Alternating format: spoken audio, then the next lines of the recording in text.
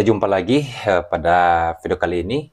Mohon kepada teman-teman untuk mendukung channel ini, untuk subscribe channel ini dan membagikan video-video yang menurut teman-teman menarik ataupun ada informasi-informasi yang penting. Kemudian teman-teman, pada video kali ini saya mencoba memberikan tanggapan dengan beberapa pertanyaan terkait dengan setelah adanya putusan PK dalam kasus Vina dan Eki Cirebon. Nah, apa yang akan dilakukan dan apa kira-kira yang menjadi opsi yang bisa menjadi pilihan bagi para terpidana dalam kasus Vina ini setelah atau usai adanya putusan permohonan peninjauan kembali yang sudah diputus oleh Mahkamah Agung melalui putusannya, di mana 3 perkara, yaitu 198 PK, kemudian 199 dan putusan PK Sakat Tatal nomor 1688. Nah, pada video ini saya akan menyampaikan teman-teman yang perlu penting diingat ya. Pertama, bahwa sebelumnya saya pernah menyampaikan bahwa nanti terhadap PK ini bisa dilakukan PK kedua, sebagaimana dasar hukumnya adalah di Surat Edaran nomor 10 tahun 2009 dan Surat Edaran nomor 7 tahun 2014, juga Peraturan Mahkamah Agung nomor 1 tahun 1980, kemudian ada putusan Mahkamah Konstitusi yang nomor 34 tahun 2014. Itu yang pertama teman-teman. Jadi bisa dilakukan PK kedua sepanjang ditemukan bukti baru yang tidak pernah diajukan, termasuk di dalam PK yang kemarin.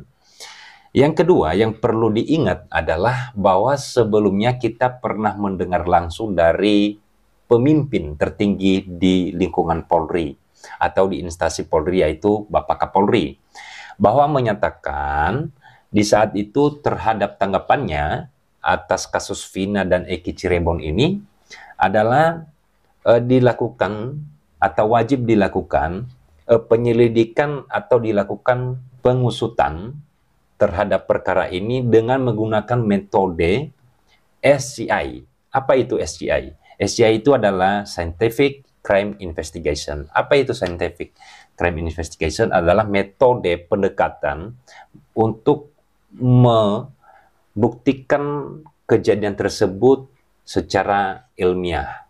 Jadi metode ini dianggap bahwa perlu dilakukan dalam melakukan pengusutan perkara ini. Nah, setelah ada respon dari Pak Kapolri, sampai hari ini kita belum melihat ataupun kitanya yang kelewat ya, karena kita nggak mendapatkan informasi terkait dengan pengusutan kasus ini yang dilakukan dengan menggunakan metode Scientific Crime Investigation. Jadi ini perlu dilakukan ya. Apa yang menjadi dasar hukumnya, Bang? Yang menjadi dasar hukumnya adalah di dalam pasal 184 Kitab Undang-Undang Hukum Acara Pidana adalah harus ditemukan bukti-bukti ya, harus ada bukti-bukti ya.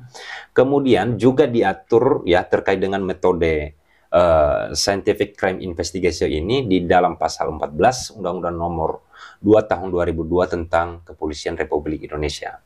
Nah, kemudian di dalam pasal 34 Peraturan Kapolri nomor 6 tahun 2019 tentang penyidikan tindak pidana. Jadi ini dilakukan untuk mengungkap kejahatan yang telah dituduhkan kepada para terpidana. Ini perlu dilakukan. Jadi selama ini kan belum ada ya, belum ada dilakukan, dan kita tunggu setelah adanya putusan PK ini untuk dilakukan ulang gitu ya. Kemudian yang keempat adalah kita harus ingat semua teman-teman bahwa para terpidana waktu ditangkap di tahun 2016 tidak didampingin oleh penasihat hukum. Nah, sebagaimana ancaman hukuman bagi para terpidana ini adalah lebih dari 5 tahun. Nah, putusannya saja seumur hidup. Nah, sebagaimana di dalam pasal 54 dan 56 Kitab Undang-Undang Hukum Acara Pidana atau KUHP itu kan wajib. Nah, bagaimana ini karena belum dilakukan pendampingan terhadap atau tidak ada ditunjuk juga penasehat hukum oleh penyidik di saat di BAP atau di saat diperiksa. Nah, itu kan suatu hak yang harus dipenuhi para penyidik di saat memeriksa saksi, memeriksa tersangka. Nah, itu yang harus diingat dan perlu diulas kembali terkait hal ini. Nah, kemudian yang menjadi opsi lain untuk dilakukan upaya adalah hanya saja upaya ini adalah upaya yang terakhir yang harus dipertimbangkan benar-benar, yaitu upaya gerasi. Nah, upaya gerasi ini sebagaimana diatur di dalam Undang-Undang Dasar 1945 di dalam pasal 14, yaitu Presiden berhak memberikan gerasi dan rehabilitasi dengan mempertimbangkan pertimbangan Mahkamah Agung. Jadi bisa melakukan atau mengajukan gerasi ke Presiden dengan nanti oleh Presiden melihat pertimbangan-pertimbangan atas putusan Mahkamah Agung di dalam upaya yang terakhir PK ya. Apa itu gerasi? Gerasi itu adalah merupakan upaya istimewa. Apa syaratnya? Syaratnya adalah para terpidana yang sudah dipidana, yang sudah ada putusan yang terakhir, itu termasuk PK, memberikan suatu hal baru ya di dalam mengajukan gerasi. Persyaratannya apa? Para terpidana harus mengakui kesalahannya bahwa atau mengakui perbuatannya bahwa telah melakukan tindak pidana, maka baru melalui gerasi nanti memohon kepada Presiden untuk mempertimbangkan hal ini. Artinya bisa meringankan memang, tetapi pertanyaannya, apakah para terpidana ini mengakui kesalahan yang tidak pernah dilakukan? Maka menurut saya ini sangat tidak mungkin.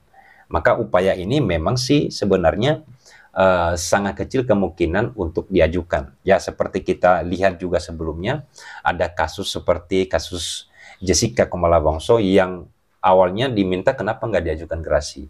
Nah, waktu itu terpidana tidak mau mengakui kesalahan yang tidak pernah diperbuat. Nah, seperti ini ceritanya.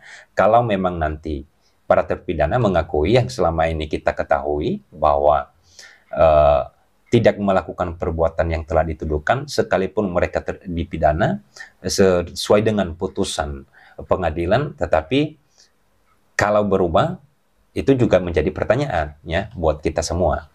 Nah, ini tuh beberapa hal yang bisa dilakukan dalam perkara ini atau setelah atau usai adanya putusan PK para terpidana dalam kasus Vina dan Eki Cirebon ini.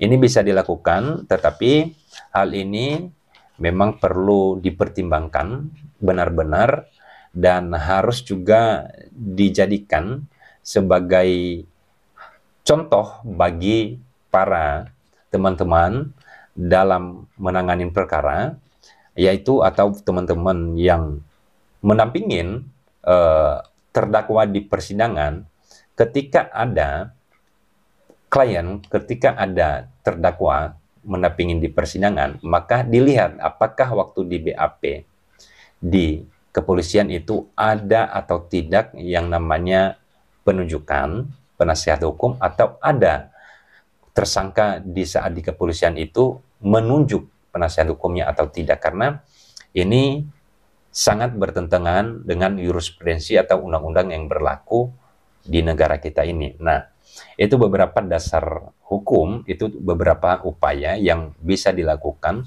dalam kasus Vina dan Eki Cirebon ini, khusus para terpidana yang sudah mendapatkan ya kesimpulan, mendapatkan putusan dari putusan PK beberapa hari yang lalu, dan kita lihat nanti apakah ada langkah yang lebih tepat lagi. Menurut saya tidak jauh dari apa yang saya sampaikan ini, tapi mari kita tunggu, mari kita memberikan selalu support kepada para terpidana, semoga sehat-sehat dan jangan putus asa dalam memperjuangkan keadilan. Memang seperti ini kita di negara Indonesia ini, mati-matian, dan kemudian kadang di saat kita sudah capek, sudah maksimal, dan sudah mati-matian mencari keadilan dan menegakkan hukum sesuai dengan hukum yang berlaku, kadang-kadang yang terjadi adalah di luar dari apa yang kita harapkan. Tapi jangan putus asa, ini adalah poin-poin penting yang bisa dilakukan atau yang harus diingat kembali.